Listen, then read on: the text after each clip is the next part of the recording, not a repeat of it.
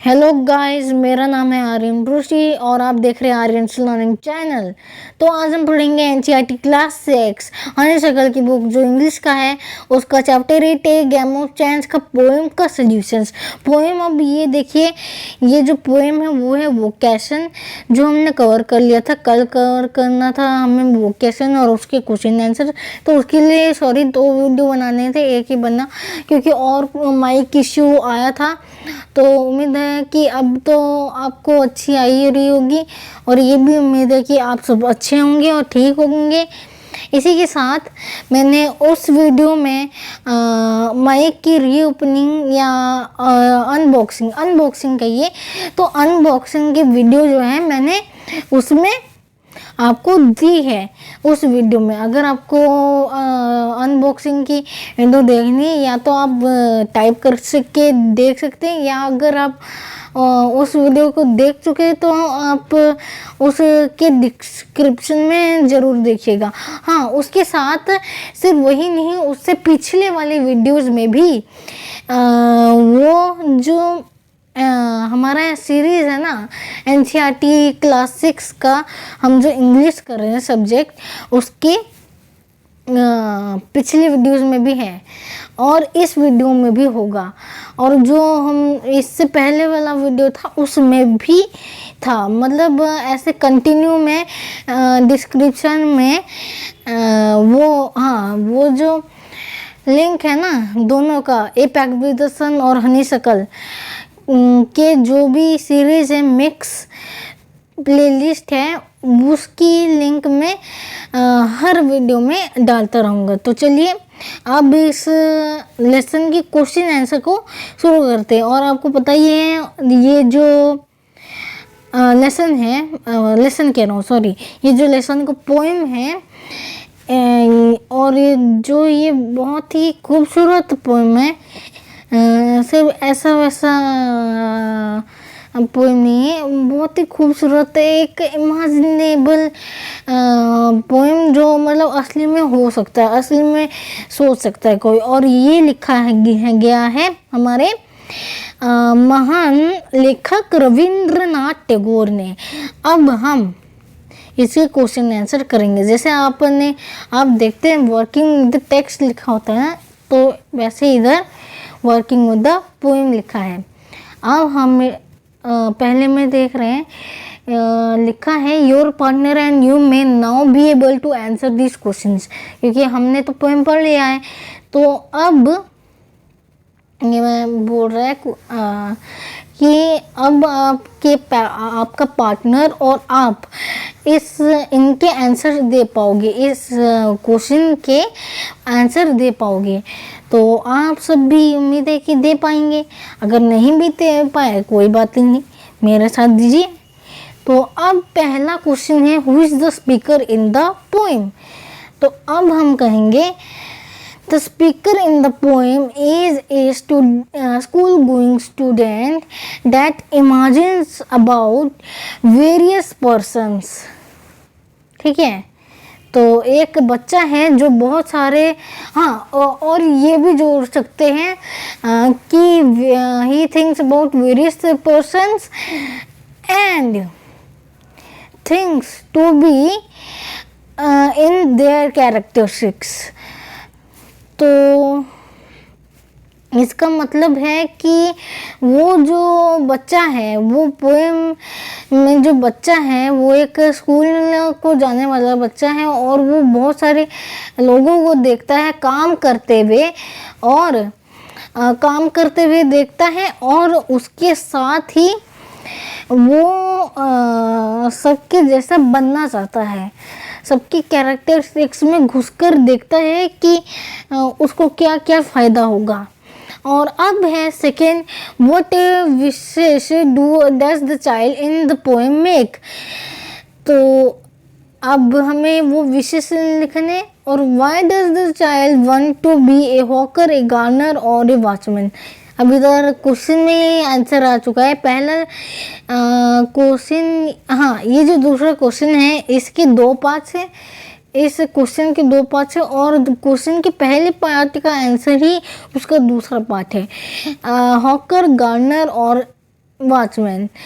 तो द विशेष of the child in the poem is to be a hawker, a gardener और a watchman. बस इतना सा।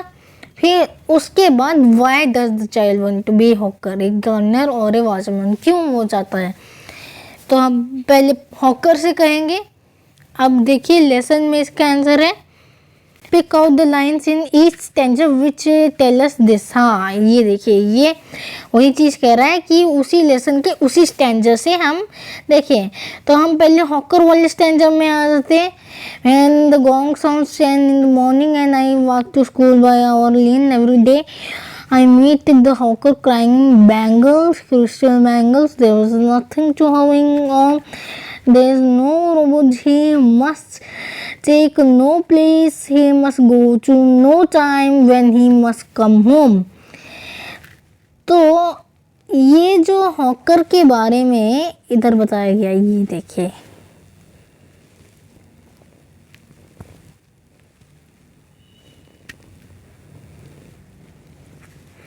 तो ये है there is nothing to hurry him on, there is no road, he must take no place, he must go to no time when he must come home.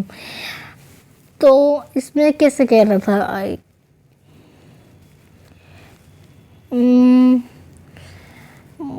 The child wants to be a hawker because there is nothing to hurry him on, there is no road he must take, no place he must go to, no time when he must come home। मतलब ये सारा का सारा आपको copy कर देना है। आप ये इतना लिख के बस ख़त्म कर सकते हैं, बाकी तो लिखने की ज़रूरत नहीं है। अब है आपका वो गार्डनर क्यों बनना चाहता है। फिर आप उसमें कॉमा कर देंगे, उसमें फुल स्टॉप नहीं करेंगे, मैं कॉमा कर देंगे। फिर उसके बाद गार्डनर क्यों बनना चाहता है वो हम देखेंगे। सॉरी, हाँ गार्डनर वाले लाइन में इधर आ जाएगा।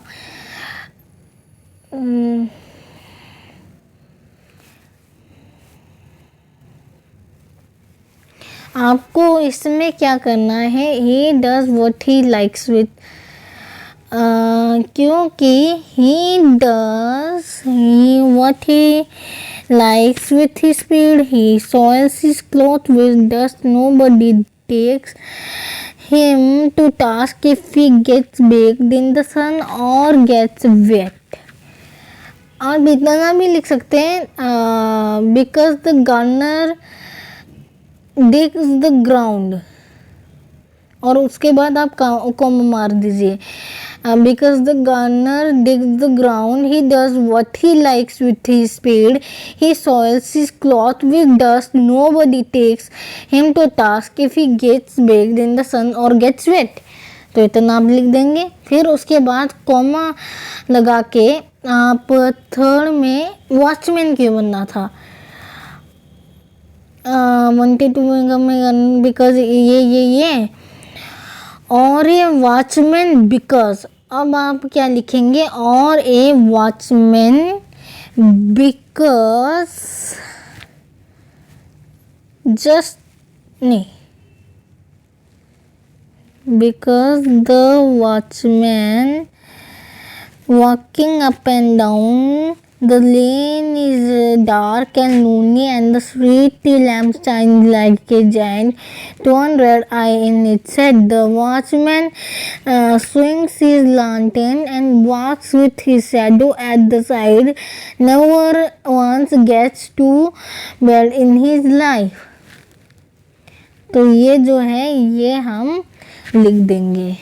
I can shoot, oh sorry मैंने कुछ गलत कर दिया शायद, एक मिनट, ये नहीं,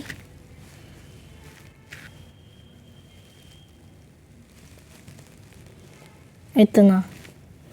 तो आप कहाँ से लिखेंगे, ये द से और फिर ख़त्म होगा लाइफ में। तो ये जो आप दो डॉट्स देख सकते हैं ना, ये बड़ा बड़ा सा, ये मैंने ऐसे ऐसे गोला गोला कर दिया। तो इधर से हो जाएगा हाँ, the watchman walking up and down और बेड इन हिज लाइफ। तो यहाँ तक फिर आप लिख लेंगे और फिर उसके बाद ये हो जाएगा ख़त्म। ए वॉचमैन बिकॉज ये और फिर आपका जो आंसर है आखिर ख़त्म हो जा रहा है। फिर उसके बाद है from the way the child evinces the hawker, the gardener and the watchman, we can guess that there are many things the child has to do or must not to do. Make a list of the do's and doesn't that don'ts में शायद कुछ गलती हो गया। हाँ, कोई गलती नहीं। तो don'ts that the child doesn't like, the first line is done for you. The child must not come at a fix time, get his clothes dirty in the dust. The child must come home at a fixed time. The child must not get his clothes dirty in the dust. फिर उसके बाद आप खुद लिख सकते हैं। The child must go to, नहीं, हम सीरीज वाइज लिखते हैं ना। हाँ, तो the child must go to bed when it's dark completely.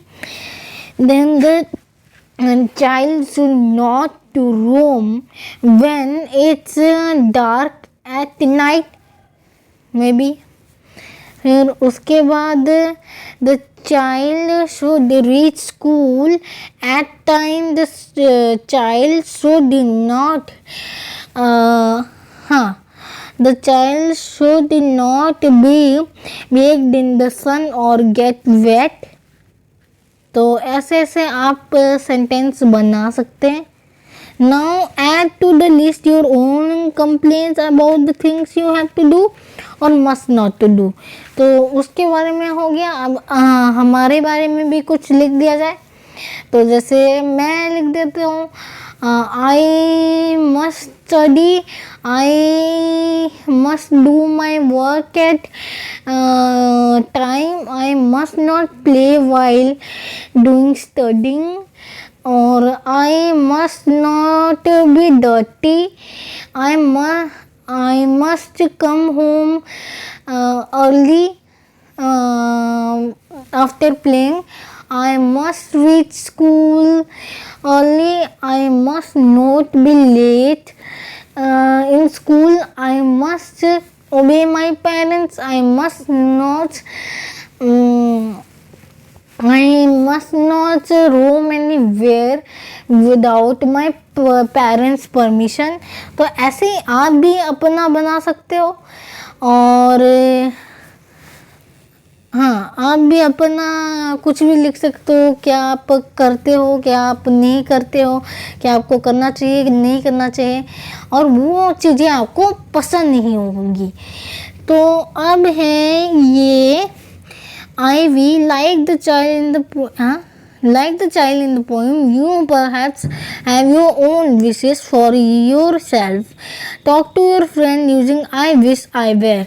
तो मैं क्या समझता हूँ, I wish I were raw isn't, I wish I were a raw isn't, I wish I were a scientist, I wish I were a hacker, I wish I were in ISRO, I wish I were in DRDO, I wish I was a IAS and IS, I wish I were a teacher.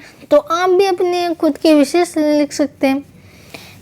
तो ये भी इतना ज़रूरी है नहीं, लेकिन अगर आपके मन में कुछ भी आए, आपकी मर्ज़ी से कुछ भी आए तो आप लिख सकते हैं। फिर उसके बाद find out the different kinds of work done by the people in your neighborhood. Make different cards for different kind of work. You can make the card colorful with pictures of person doing the work. तो जैसे मैंने एक red card बनाया, उसमें municipal corporation के बारे में लिखा या टीचर के बारे में लिखा। येलो कार्ड बना के टीचर के बारे में लिखा कि टीचर क्या पढ़ाते हैं और फिर बच्चों को समझाते हैं। सिर्फ बच्चों को ही नहीं, लोगों को भी समझा सकते हैं। तो स्टूडेंट्स कहते हैं, स्टूडेंट्स को समझाते हैं। फिर उसके बाद जैसे कोई बिजनेसमैन है तो वो अपना बिजनेस करता है, इन्वेस्ट करता है, पैसा कमाता है, शॉप चलाता है। या पुलिसमैन, आईएएस के ऑर्डर पर सारे पुलिस वाले उसके पास इकट्ठे होते हैं, वो सब सिटी के सारे काम को संभालता है। या मैं किसी के भी बारे में लिख सकता हूँ, किसी के भी बारे में। तो जैसे डॉक्टर, फिर डॉक्टर इंजेक्शन लगाता है, मेडिसिन देता है, केयर करता है, पेशेंट की ट्रीटमेंट करता है। तो पेशेंट के अलग अलग बीमारियों को समझता है और फिर केयर करता है। तो ऐसी आप भी अपना पिक्चर से भरा कार्ड, कलरफुल कार्ड बना सकते हैं और उसमें आप वो कर सकते हैं। हाँ, आप अपना कुछ भी आपके मन में आए, किसी के बारे में भी आप लिख सकते हैं। अब यह टेबल ऑफ कंटेंट्स, ओके। तो इसके साथ ये जो लेसन का ये पोएम है ये भी ख़त्म हो चुका है। अब मैं क्या करूँगा, अब मैंने इसका अगला लेसन तो किया नहीं, तो मैं सोच रहा हूँ इससे पहले वाला, सबसे पहले वाला हनीशक्ल का आज के दिन हम लेसन करेंगे और वो होगा हु डिड पैट्रिक्स होमवर्क, वही है शायद उसका नाम। तो आज ही के दिन मेरा पहला वीडियो वही होगा, ठीक है। तो उसी के लिए वेट करिए और तब तक के लिए bye bye and happy journey, happy learning. और सुरक्षित रहिए, अपने घर में ही रहिए और कभी भी अननेसेसरी बाहर ना निकले, मास्क लगा के ही निकले जब भी नेसेसरी चीज़ों के लिए निकले, और मास्क लगा के। तो ख्याल रखिए और बाय।